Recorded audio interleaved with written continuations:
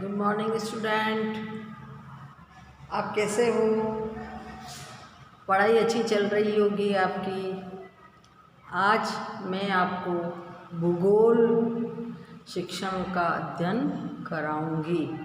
इसके अंदर 2 टॉपिक तो मैंने आपको पहले करवा दिए थे, अब मैं आपको नेक्स्ट टॉपिक करवा रही हूँ। इसके अलावा जो पाठ्यक्रम संबंधी, पुस्तकालय संबंधी जितने भी कार्य हैं वो तो आप पहले ही कॉमन क्लास में कर चुके हैं। अब मैं आपके जो जो कॉमन क्लास में छूट गए हैं उसके बारे में आपको मैं बता रही हूँ।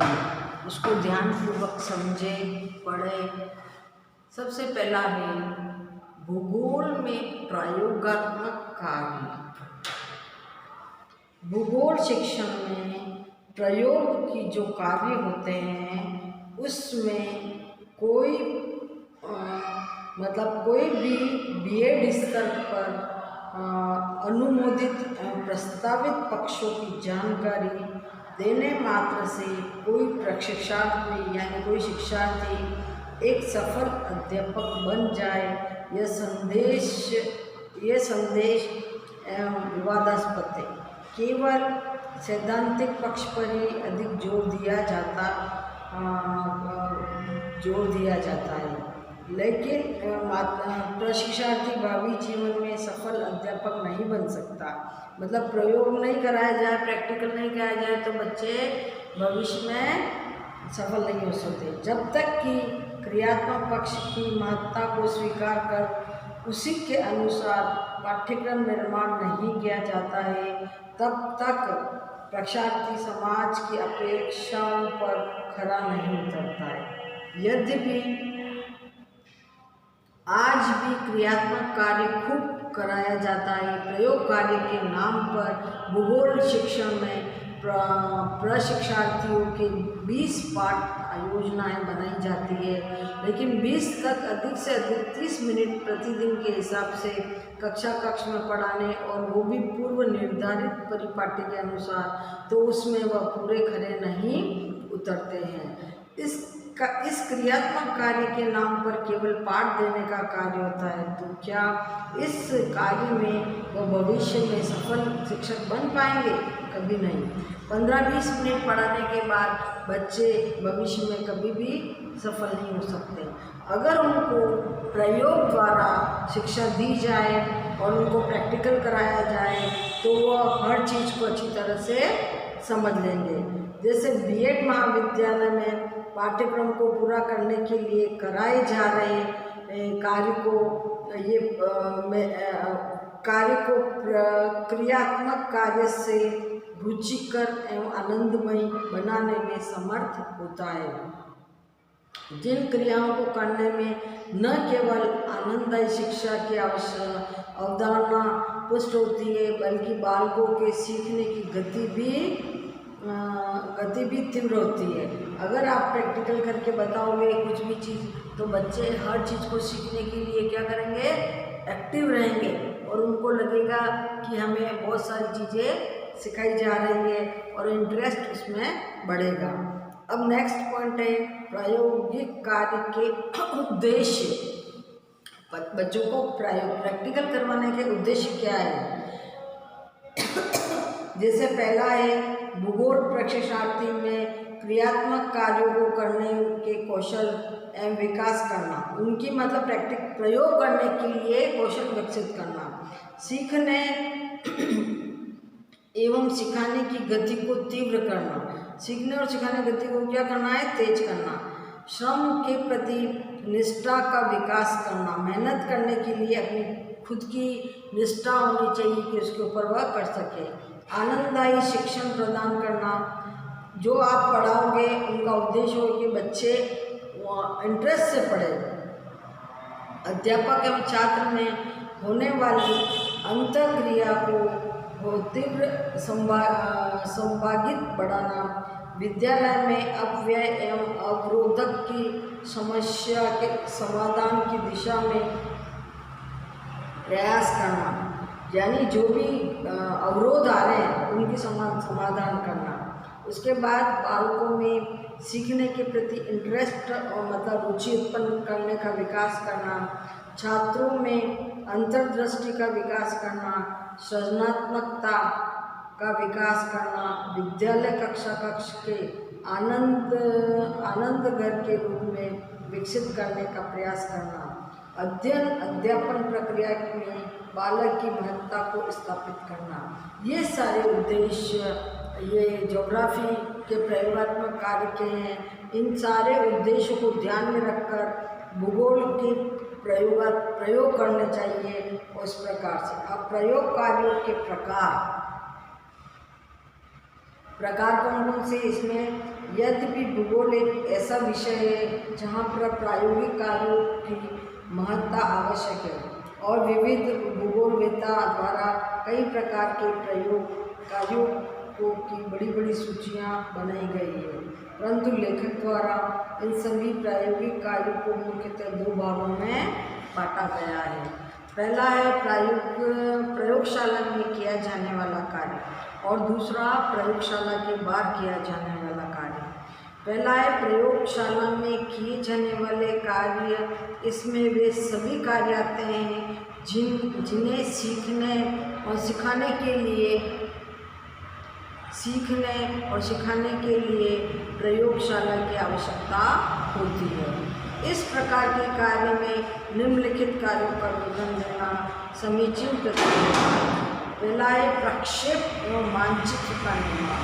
मैंने आपको मानचित्र का पहले भी बता दिया था, फर्स्ट टॉपिक में ही सारे मानचित्र कैसे बनाने हैं, क्या करना, वो सब मैंने आपको बता दिया था। भूगोल शिक्षण में मानचित्र का अपना महत्वपूर्ण स्थान है।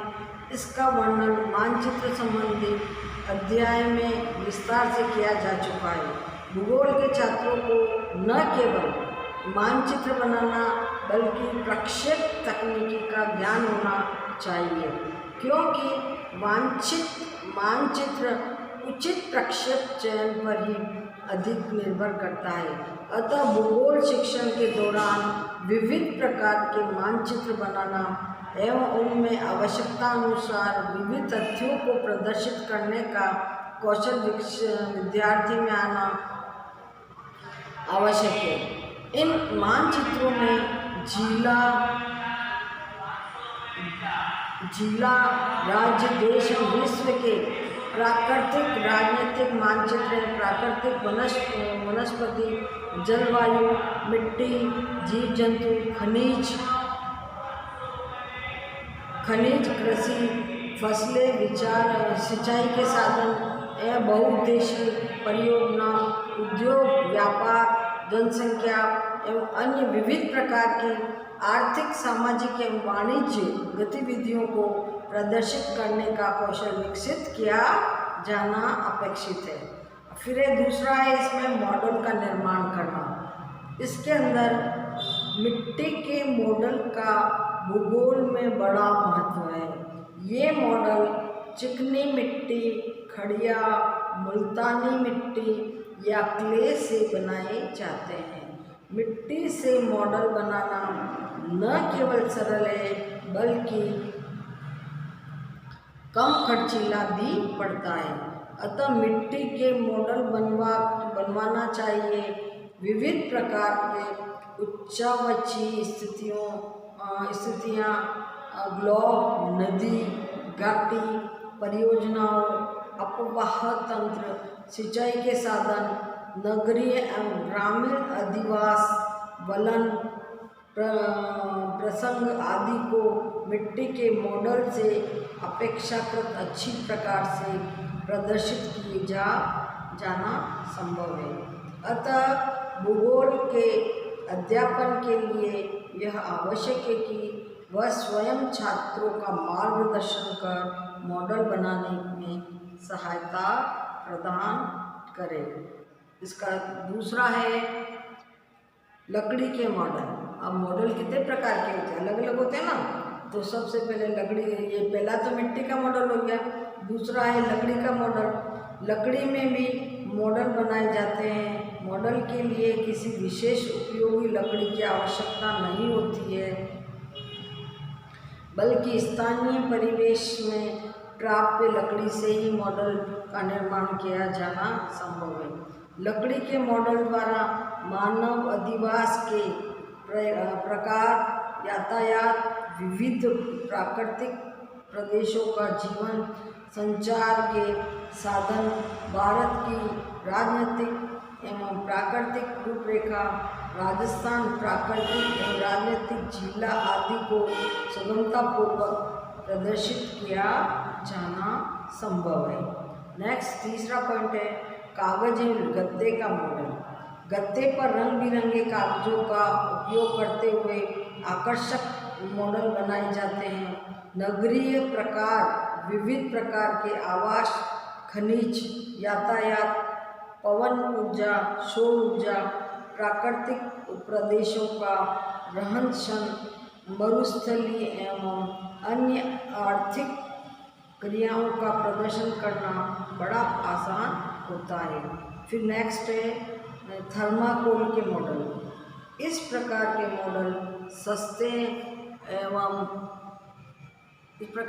सस्ते बनाने में सरल तथा वहनीयता का गुण लिए होते हैं, हल्के एवं टिकाऊ भी होते हैं, अतः इनका उपयोग प्रक्रियात्मक कार्य में आसानी से किया जा सकता है।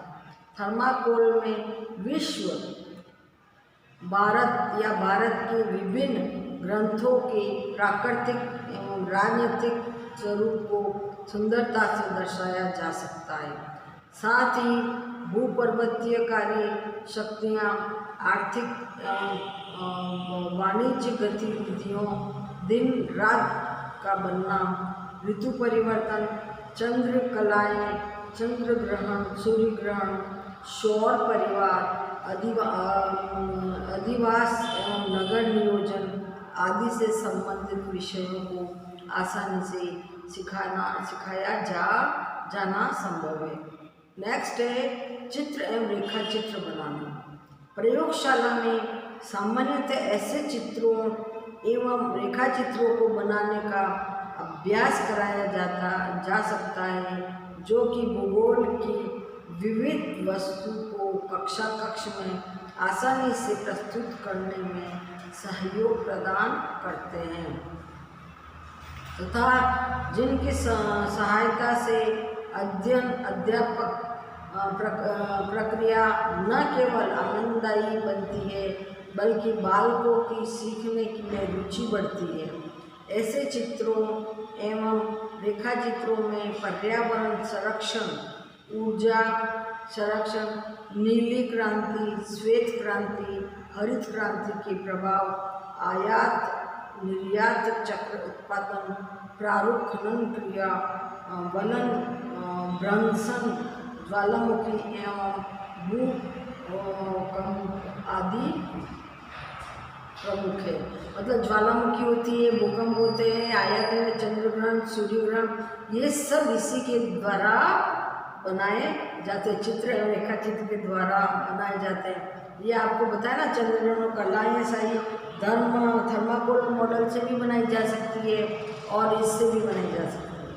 फिर नेक्स्ट है विविध यंत्रों की क्रियाविधि को समझना। भूगोल अध्यापन प्रक्रिया में काम आने वाले यंत्रों की क्रियाविधि एवं रखरखाव संबंधी कौशल का विकास करने के लिए प्रयोगशाला में कार्य करना आवश्यक है और आवश्यकता अनुसार मार्गदर्शन भी प्रदान किया जाता है।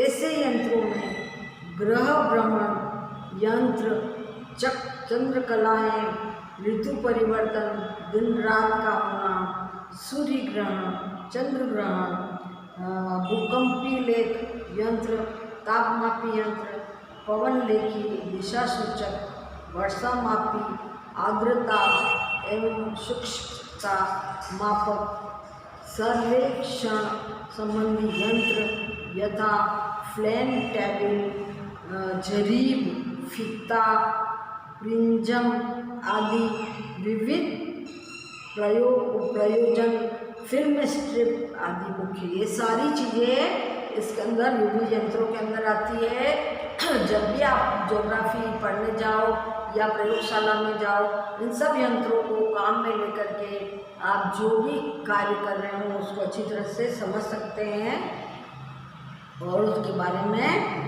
जान सकते हैं। फिर यूँ नहीं कि आपको बोल दिया कि जिराफ क्या होता है, तो अगर प्रयोगशाला में जाओगे तो वहाँ जाके आप डायरेक्ट देख सकते हो ना। फिर है मापनी निर्माण। भूगोल में मानचित्र अपना विशेष स्थान रखते हैं। मानचित्र निर्माण हेतु निर्धारित मापक का होना अति आवश्यक है, क्योंकि मापक के बिना शुद्ध मानचित्र बनाना कठिन है। अतः भूगोल के प्रशिक्षार्थियों को अपने निर्माण की कला में पारंगत होना चाहिए। जो मतलब ज्योग्राफी के लिए उनको हर काम करने के लिए एक्टिव होना चाहिए और उनको अच्छी तरह से बताना चाहिए। अच्छा एक्टिव होंगे तभी तो बच्चे आगे पढ़ा पाएंगे। भूगोल के प्रशिक्षार्थी को अपनी निर्माण कला में पारंगत होना चाहिए। यही कारण है कि भूगोल में मापनी निर्माण कौशल विकसित करने के लिए इसे क्रियात्मक कार्यों में सबसे पहले स्थान दिया गया है। एवं साधारण मापनी प्रदर्शक भिन्न मापनी वर्णीय मापनी को समझने एवं बनाने के अभ्यास पर अधिक बल दिया जाता है। उसके बाद नेक्स्ट है 6 पॉइंट अन्य कार्य। प्रयोगशाला में संग्रहित मिट्टियों, चट्टानों, वनस्पतियों एवं अन्य वस्तुओं को पहचानना एवं शिक्षण के उपयोग करने का कार्य भी भूगोल के छात्र को आना चाहिए तथा साथ ही प्रयोगशाला के संगठन एवं व्यवस्थापन संबंधी कार्य भी आना चाहिए, ताकि वह भावी जीवन में विद्यालय में भूगोल कक्ष का, प्रयोगशाला का ठीक से रख रखाव करने में समर्थ हो सके। इस कौशल में प्रवीणता प्रयोगता से ही आना संभव है। अब आपको ये तो आपको प्रयोगशाला में किए जाने वाले कार्यों की सूची मैंने आपको बता दी है, उनका डिटेल भी आपको बता दिया है। अब आपके प्रयोगशाला के बाहर किए जाने वाले कार्य, प्रयोगशाला के बाहर किए जाने वाले कार्य में क्या क्या आता है वह सब आपको अच्छी तरह से मैं आपको बता देती हूँ। इसके अंदर सबसे पहले जो प्रयोगशाला के बाहर भी अच्छी प्रकार से पूरे किए जा सकते हैं कार्य, ऐसे कार्यों को भी लंबी सूची है, परंतु यहाँ उन कार्यों को ही महत्व दिया जाता है जिनका भूगोल शिक्षण को उन्नत बनाने में अपना महत्वपूर्ण योगदान हो सकता है। मुख्य कार्य निम्न प्रकार है। पहला है क्षेत्रीय भ्रमण। मतलब क्षेत्रीय भ्रमण में ये आता है कि क्षेत्रीय भ्रमण का भूगोल शिक्षण में महत्वपूर्ण स्थान है। अगर बच्चा कहीं बाहर जाकर के ज्योग्राफी के बारे में नहीं समझेगा, भ्रमण नहीं करेगा, तो वो कॉलेज में बैठ के या स्कूल में बैठ कर के कुछ भी नहीं कर सकता है। इसलिए भूगोल के छात्रों को क्षेत्रीय भ्रमण करना अधिकांश विश्वविद्यालयों के भूगोल पाठ्यक्रम में अनिवार्य क्रिया के रूप में स्थापित किया गया है। भ्रमण के द्वारा बालक उन बातों के बारे में आसानी से सीख जाता है जिन्हें कक्ष या प्रयोगशाला में सीखना कठिन कार्य है। यह भ्रमण द्वारा स्थानीय या गृह प्रदेश भूगोल का अध्ययन करना भी सीख जाता है। साथ ही भूगोल की विविध प्रकार की विषय वस्तु का ज्ञान भी प्राप्त करता है। अतः भूगोल शिक्षण को भ्रमण की आवश्यकता, योजना एवं ध्यान रखने योग्य बातों की जानकारी होना आवश्यक है।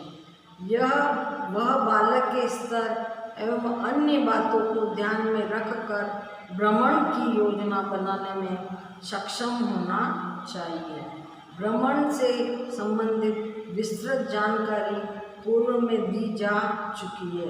यानी भ्रमण के बारे में आपको है ना, हिस्ट्री अगर किसकी भी है तो हिस्ट्री में मैंने भ्रमण का काफ़ी कुछ बता दिया।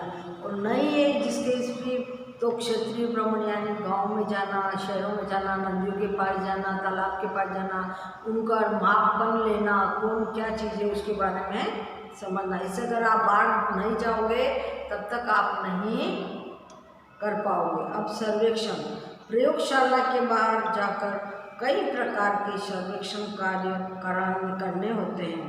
अतः भूगोल अध्यापक को सर्वेक्षण कार्य में दक्ष होना चाहिए।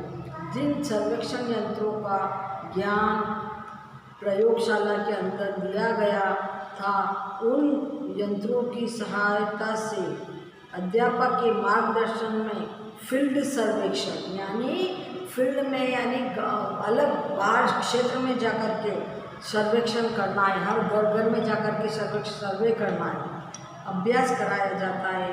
साथ ही विविध समस्याओं की वस्तु स्थिति की जानकारी के लिए भी भूगोल छात्र सर्वेक्षण कार्य करते हैं, जिससे वे न केवल उस समस्या की वस्तु स्थिति में अवगत होता है बल्कि समुदाय से जुड़ जाता है,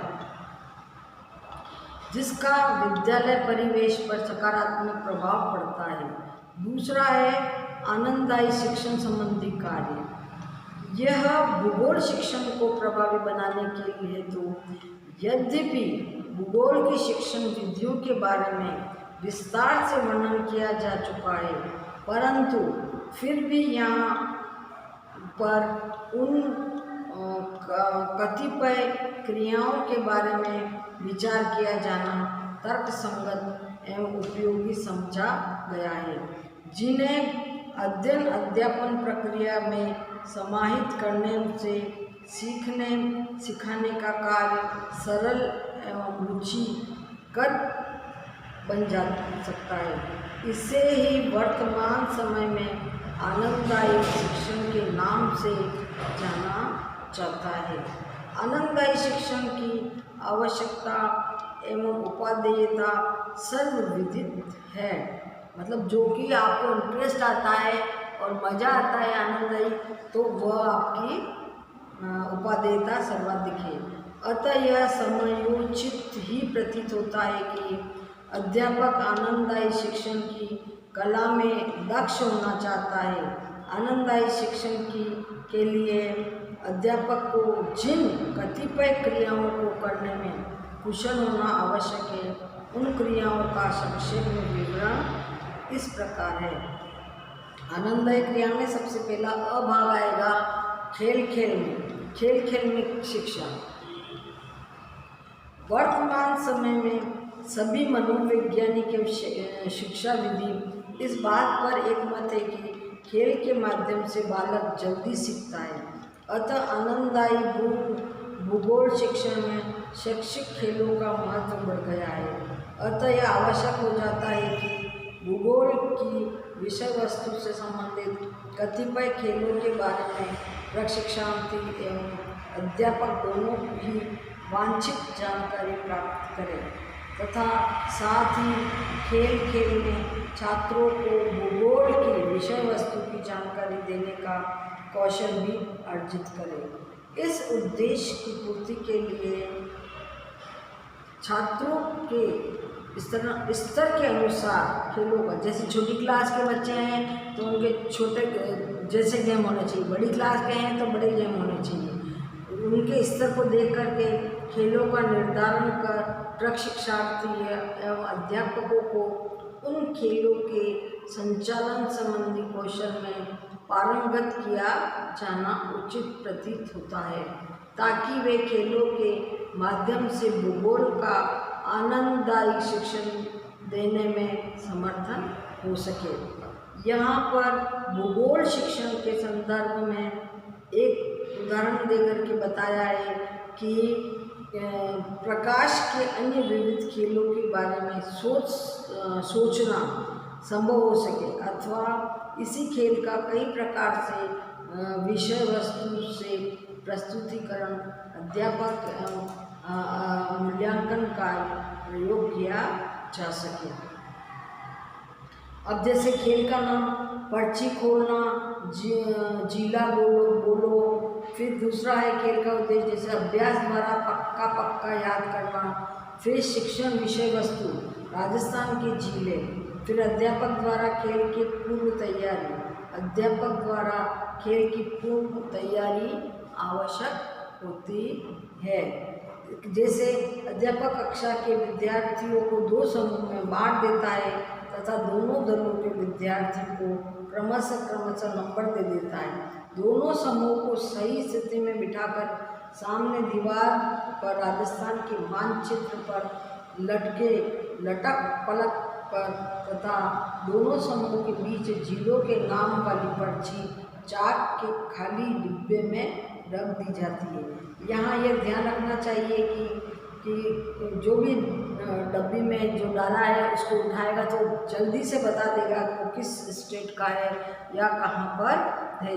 इस तरह से डिब्बे के अंदर सारी पर्चियाँ बिना देखे बता रख देनी चाहिए और उसके बारे में फिर उनको खिलाना चाहिए जिससे उनको नॉलेज बढ़ सके। इसके बाद दूसरा है गीत एवं कविता का उपयोग। यदि अध्यापन प्रक्रिया में गीत एवं कविताओं के उपयोग का यथासंभव प्रयास किया जाना चाहिए। निसंदेह कि इसमें न केवल कक्षा का वातावरण ही सजीव आनंदमय बनाया जा सकता है बल्कि भूगोल विषय की विषय वस्तु का प्रस्तुतिकरण भी आसानी से किया जा सकता है। परंतु यहाँ एक समस्या आ सकती है कि सभी अध्यापक एवं प्रशिक्षित गीत एवं कविता कहने का कौशल नहीं रखते। अतः यहाँ पर स्पष्ट करना आवश्यक है कि इस विधि का उपयोग करने के लिए गीत या कविता संबंधी कला को जानना अत्यंत आवश्यक है। ताल, सुर, लय आदि की अधिक महत्ता नहीं होती बल्कि महत्ता इस बात की होती है कि विषय वस्तु के परिप्रेक्ष्य में कुछ तुकांत पंक्तियाँ बनी होती है। इसलिए तथा अध्यापक को प्रशिक्षण के दौरान यदि गीत एवं कविता बना करके अपने अभ्यास में प्रयोग करने के लिए प्रोत्साहित किया जाए तो वे अवश्य ही काम आएगी, अवश्य सफल बनाएगी। उसके बाद में नेक्स्ट है कि शिक्षण में क्विज प्रतियोगिताओं का आयोजन किया जाए। शिक्षण के अंदर क्या है, क्विज प्रतियोगिताओं का आयोजन किया जाए। यानी कोई प्रश्न दे दिया फिर उसके बाद अ दे दिया। जैसे आप अभी आप केबीसी पे देखते होंगे अमिताभ बच्चन के साथ में जो भी आते हैं सामने वह बताते हैं। उसी प्रकार से क्विज प्रतियोगिता का आयोजन करने से न केवल छात्र अंतःक्रिया में अभिवृद्धि होती है बल्कि बालक की सीखने की गति में भी आशातीत सुधार होता है एवं साथ ही बालक नीरस एवं कठिन प्रतीत होने वाला विषय वस्तु को भी आसानी से याद करने में समर्थ हो जाता है। अतः आवश्यकता यह है कि भूगोल का प्रशिक्षु या अध्यापक ऐसे विषय वस्तु का चयन करे में समर्थ हो सके जिससे कि क्विज प्रतियोगिता के द्वारा आसानी से सिखाया जा सके। अब इसका जैसे क्विज प्रतियोगिता के बाद में जैसे दक्षिण में पहेलियों का उपयोग, ये क्विज तो हो गया आपका। अब इसके अंदर भी आप जैसे क्या क्या चरण होते हैं, पहला, दूसरा, तीसरा, चौथा, उसको ध्यान में रखना चाहिए। फिर है शिक्षण में पहेलियों का उपयोग। शिक्षण में क्या है कि पहेलियों का भी भूगोल शिक्षण में उपयोग कर शिक्षण प्रक्रिया को अधिक रुचिकर बनाया जा सकता है। बालक इस स्थिति से अधिक सजग हो जाता है और वह पहेली का उत्तर ढूंढने के लिए अपने मस्तिष्क का अधिक उपयोग करता है जिससे उसमें सोचने, तर्क करने, कल्पना करने आदि मानसिक शक्तियों का विकास होना संभव होता है। अतः भूगोल अध्यापक को कई पहेलियाँ याद कर लेनी चाहिए ताकि वे यथावस्थ पहेलियों का प्रयोग कर शिक्षण अधिगम प्रक्रिया को आनंद से बना सके। इस तरीके से इसके अंदर अलग अलग क्रियाओं को देख करके और अलग अलग चीज़ों को देख करके आप शिक्षण प्रक्रिया को बढ़ावा दे सकते हैं ज्योग्राफी के लिए। अब है प्रदर्शनी का आयोजन करना। भूगोल प्रशिक्षक अध्यापक दोनों के लिए ये जानना आवश्यक है कि भूगोल प्रदर्शनी का आयोजन किस प्रकार से किया जाता है, क्योंकि प्रदर्शनी के माध्यम से भूगोल की विविध कल्पनाओं से अवगत कराना संभव है। साथ ही वे भूगोल में काम आने वाले महत्वपूर्ण यंत्रों, मॉडलों, चित्रों, मानचित्रों आदि मात्र अवलोकन ही नहीं करता है, बल्कि उनकी क्रियाविधि एवं उपादेयता को भी जानने का अवसर प्रदान करता है। प्रदर्शनी के माध्यम से बालक में छिपी हुई सृजनात्मकता भी विस्फोटित होती है। यही कारण है कि भूगोल के प्रशिक्षार्थी एवं अध्यापक को प्रदर्शनी आयोजन करने के कौशल से भली भांति अवगत होना चाहिए। इसके लिए उसे यह ध्यान रखना आवश्यक है कि प्रदर्शनी क्यों आयोजित करती है, अर्थात इसमें कौन कौन से उद्देश्य की प्रधानता संभव है। इन उद्देश्यों की प्राप्ति हेतु प्रदर्शनी में कौन कौन सी वस्तुओं को प्रदर्शित किया जाना उपयुक्त रहेगा, यहाँ यह ध्यान रखना भी आवश्यक प्रतीत होता है कि प्रदर्शनी के प्रशिक्षार्थियों द्वारा निर्मित ऐसे मॉडल आदि ही रखे जाने चाहिए जिनका निर्माण करना खर्चीला न हो एवं वे बालकों को अपनी ओर आकर्षित करने में समर्थक हो। प्रदर्शनी की उपादेयता के मद्देनजर कई विश्वविद्यालय द्वारा बीएड पाठ्यक्रम में इसे समाहित किया गया है तथा उसके मूल्यांकन हेतु निर्देश भी दिए हैं। प्रदर्शनी के माध्यम से भूगोल के अधिकांश विषय वस्तु का प्रदर्शन किया जाना संभव है। यहाँ तक कि विश्व एवं राष्ट्र की विभिन्न समस्याओं का पर्यावरण भी करना चाहिए। संक्षेप में कहा जा सकता है कि भूगोल शिक्षण में क्रियात्मक कार्यों को बहुत आयामी महत्व दिया गया है और इसके द्वारा शिक्षण अधिगम प्रक्रिया को सुगम, सरल एवं सरस बनाया जा सकता है, जिसके परिणाम स्वरूप सीखने और सिखाने का कार्य आसानी से हो सकता है। इस तरीके से मैंने भूगोल में प्रयोगात्मक कार्य के बारे में विस्तार से आपको बता दिया है और आप इसको अच्छी तरह से समझ गए होंगे। Thank you.